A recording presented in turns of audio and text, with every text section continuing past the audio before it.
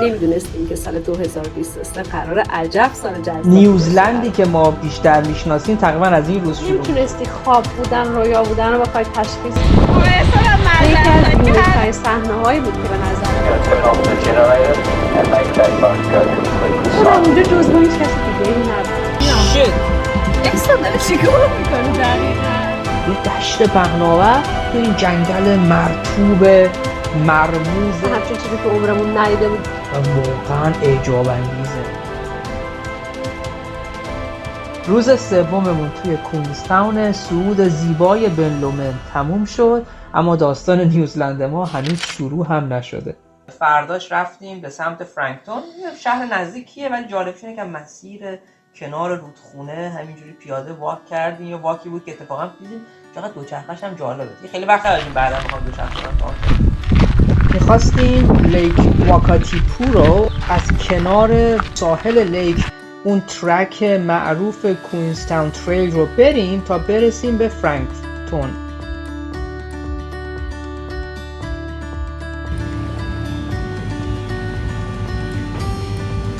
برگشتش به کوینزتاون رو با قایقا برگشتیم. دیگه تقریبا غروب شده بود و اون قایقا هم خیلی چسبید. روز بعدش نیوزلندی که ما بیشتر میشناسیم تقریبا از این روز شروع میشه دیگه، از روزی که میتونیم ماشینمون رو کرایه کنیم. این روز نسبتاً کوتاه‌تری بود به خاطر اینکه فقط یه ترک رو میخواستیم بریم.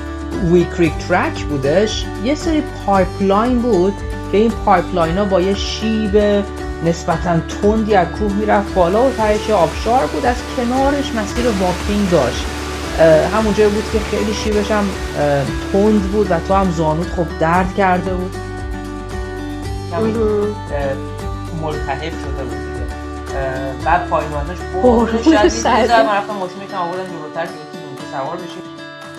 کینگستون در حقیقت جنوبی ترین قسمت لیک واکاتیپو هستش. تاپ 10 هالیدی پارک بهش میگن، یه مجموعه چین زنجیره‌ای از کمپ سایت های نسبتاً خوب دید. این چه فسیلیتی خوبی هم داشت. شب خوب اولین کمپینگمون اونجا کردیم دیگه. با فصل نسبتاً کاملی از استرالیا اومده بودیم. همه چیمون رو داده بود استرالیا جز کمپینگ گیر خوبی هم. کمپ سایت بود تقریباً حاشیه دریاچه بود که با کمتر چند دقیقه میشد مثلا به ساحلش برسیم و فکر کنم اونجا جزو هیچ کسی دیگه ای نبود. یه سری فسیلیتی هم بالاخره داشت که باهاش سرگرم بشیم مثلا سر نره.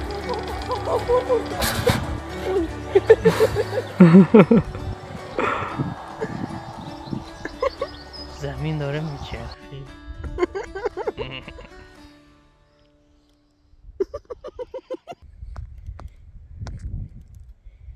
رفتیم نشستیم توی کابینش، آتیش روشن کردیم، آشپزی کردیم. خیلی خوب بود، خیلی حال کردیم. فرداش دیگه حرکت کردیم. چند تا استاپ بین راه داشتیم که برسیم به تیانا.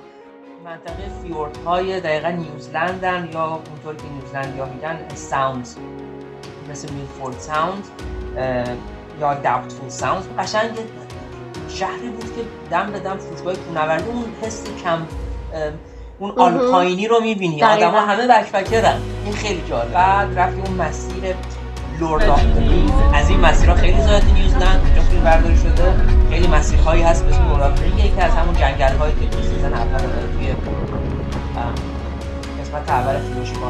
ولی ما نمیتونستیم تشخیص بدیم، بقیه میگفتن اینا همون صحنه رو اونا خیلی فن بودن. اونا خیلی فن. ما فقط می‌دونستیم اینجا هست. آره. من اصلا حالا تو که بماند که خیلی حتی کاملا ندیدم اون آفرینگو، منی که حالا مثلا دو بارم دیده بودم بازم اونقدر فن نبودم که بخوام اینو تشخیص بدم. ولی مسیر جنگلی مرطوب بارون هم میامد و تهش به دریاچه بزرگ خیلی قشنگ هست.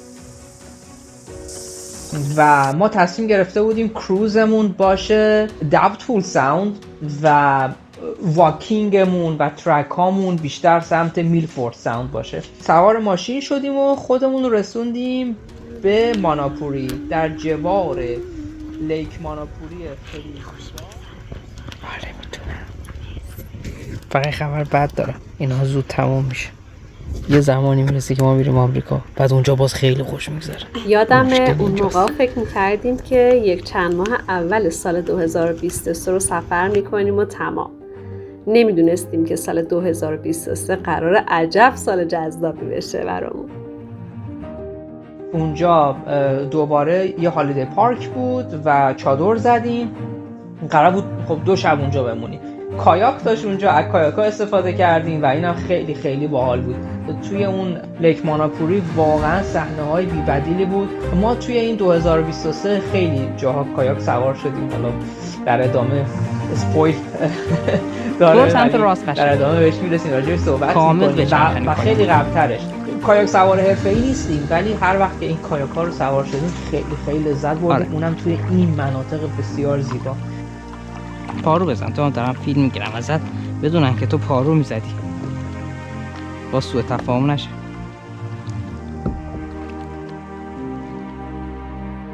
و خیلی چسبید و خیلی واقعا خیلی کروزمون رو رفتیم جاشم در آوردیم، میرسیم کجاست با این واکینگ دیستنسمون شاید 10 دقیقه از کمپ سایتمون شروع میشد. مکانش استارتش بود. پک کردیم، رفتیم تو صف وایسادیم و بعد سوار شدیم و حالا بماند که چقدر مسیر فوق‌العاده بود.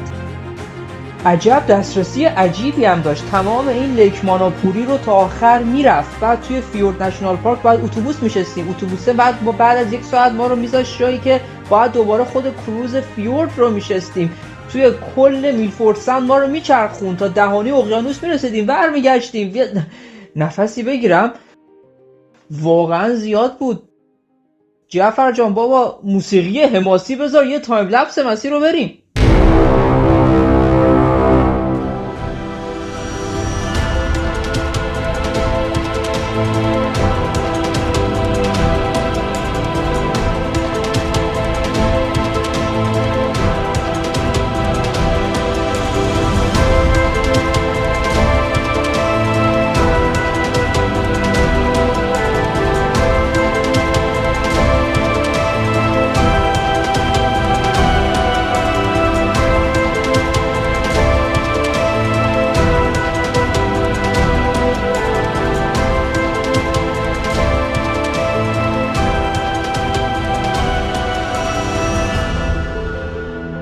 تمام این آبشارایی که می اومد توی مسیر و خب خیلی زیبا بود.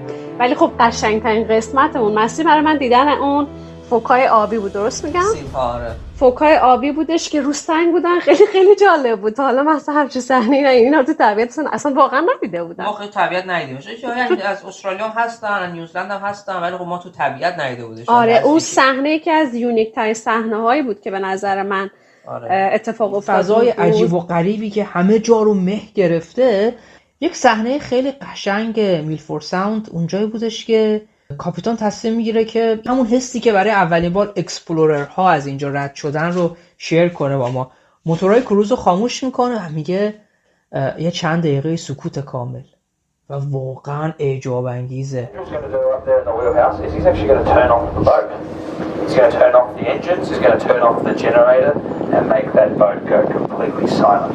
خلاصه این کروزه برمیگرده، دوباره سوار اتوبوسه میشیم. ما فرداش راه افتادیم دوباره رفتیم تهانو، می‌خواستیم بریم میلفورد ساوند، دم میلفورد ساوند کمپ کنیم. دیگه نمی‌خواستیم کروز میلفورد ساوند رو بریم، ولی ساحل غربی جزیره جنوبی نیوزلند به خصوص فیورد نشنال پارک به شدت بارون خیز. ما هم بدون اینکه یک ترک رو بریم مخصوصا تو نیوزلند روز نمیشه. طبیعتا در مسیر بسیار زیبا و اعجاب انگیز میلفورد ساوند آسمون داشت خودش رو جر بیا خیلی قشنگه اینجا بارون میاد. اصلا معذرت کردم واسه همین کم نیاوردیم، پانچوها رو پوشیدیم، مسیر کوتاه لیک گان رو رفتیم، دوش کامل گرفتیم، برگشتیم. با همه این تدارکاتایی که داشتیم باز هم از خیسی امونی نبود. دوست جدیدتون پسر خوبی خوبه.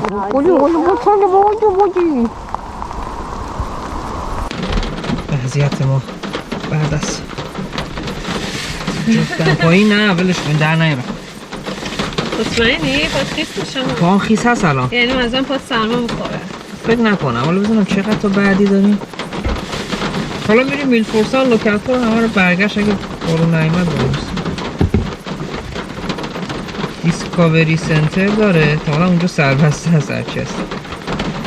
و البته کمی نگرانی با مخلوطی از هیجان داشتیم و به چادر زدن توی شب توی این هوای دیوانه‌وارم فکر می‌کردیم. مسیری که توی در حقیقت میلفورسان می‌خواستیم بریم از این 100 فالزها اولا بارون می‌آمد، چیزی رو نمی‌دیدیم، ولی با همون چیزی که نمی‌دیدیم یه لحظه باز می‌شد می‌دیدیم دوباره انگار که زمین و زمان سوراخ شده، از همه جا داره رودخونه و آبیه که به صورت عمودی داره میاد، عملاً هزاران آبشار داره تشکیل میشه و از این ور اون ور میاد.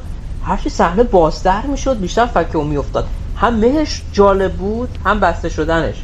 و این پرنده کیا هست؟ کیا اون همون مشتری بزنیم بیرون مگه چه خبره؟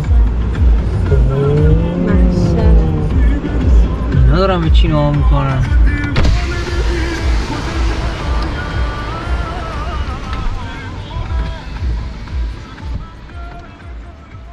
انگار یه جاده بهشتی بود. اینجوری میتونم توصیف کنم. نمیتونستی خواب بودن رویا بودن رو بخوای تشخیص بدی. شاید هم چون اصلا همچین چیزی تو عمرمون ندیده بودیم. واقعا اصلا خیلی عجیب بود.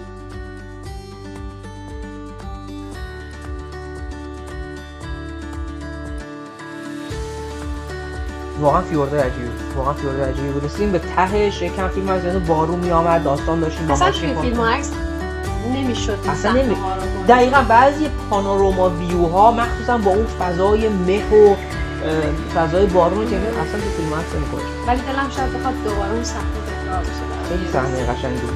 نیوزلندیایی که هر روز با صحنه‌های دیوانه‌وار آدم روبرو میشه. عجب روزی خیس دوست داشتنی بود. رسیدیم انتهای میلفورسان، بعد نهار می‌دادن خیلی به سختی خوردیم. فکر کنم که این ازداد این دیگه شد. روی حالت کردن قشنگم دیگه. بازم بخورم. این سالادش زیاده مریضا. میگه بیا شت اکستا داره چیکار میکنی دقیقا؟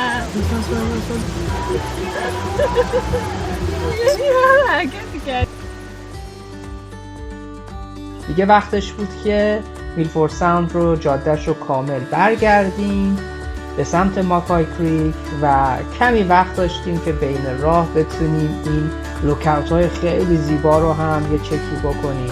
انگلوتون فلت آخرین جایی بود که دقیقا قبل طلوع خورشید اونجا رسیدیم و حسابی حال کردیم، چسبیده به کمپسایتمون. کمپسایتمون رسید از این کمپسایت بود که مال گاورمنت بود، از قبل بود کرده بودیم. رسیدیم فقط یه ماشین دیگه هست، یکی اونجا کمپ زده، بقیه یه دونه تو کاروان خوابیده. یه دشت پهناور بسیار زیبا، ولی خب بارون داره بد جوری میاد. و ما اول شاید بود که تو پیشنهاد دادی که بیا ماشین رو ستابش کنیم به جایی که کمپو بزنیم. کردیم و پیشنهاد بسیار عالی بود. چقدر بعدم سفر دوبارهش استفاده کردیم. ویدیوه خب از خوشگله. فرداش راه افتادیم سمت واناکا. 4-5 ساعت درایو بود، ولی خب ما همینم یک کله نرفتیم، جای مختلفی واسطادیم. جعفر جلیلی جسد شده. بچه‌ها بشین قشنگ. خسته شده. مزرعه آهو بود کنار جاده، همینجوری یهویی. اروتاون شهری بود که خیلی ازش تعریف میشد، اونجا واسطادیم، اما واقعا چیز خاصی به نظر من نداشت. جالبتر مسیری بود که از اروتاون داره میره بالا، کوه رو داره میره بالا تا برسه به واناکا و اینجا که لندسکیپ تغییر میکنه، کوهستانی میشه، حتی یکم منو یاد کوههای ایران مینداخت. اونجا یک سری فنس بودش که برا فنس بهش میگفتن، خیلی تو اینستاگرام و اینا ازش عکس میذارن. این براهای زنونه هستن که روی یه فنسی همه رو چیندن، بیشتر به خاطر آگاهی بخشی در رابطه با سرطان سینه و مشکلات زنان.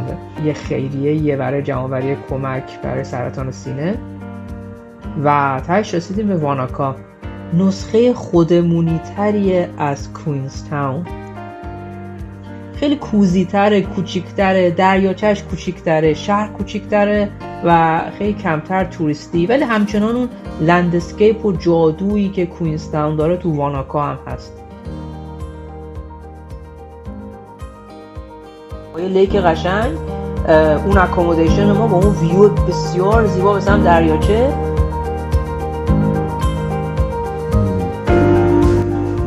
فردا صبحش که من در حقیقت رفتم از اون وانتری عکس بگیرم، حالا همینجوری رفتم. حالا من فکرم حالا رفتم اونجا، من قبل غروب میرفتم با ترایپود، همینجوری رفتم و همینجوری دیدم ترایپودی از این ور تا اون ور، یعنی اصلا چیز عجیب غریبی بود. دیدم رسیدم اصلا جدیش نگرفتم. دیدم چقدر آدم‌ها جدیش گرفتن، خیلی جدیش گرفتن. فرداش حرکت کردیم به سمت گلیشیارها. خبر نداشتیم که این جزیره جنوبی لعنتی چقدر دیگه زیبایی تو دلش جا داره و قرار ما نشون بده.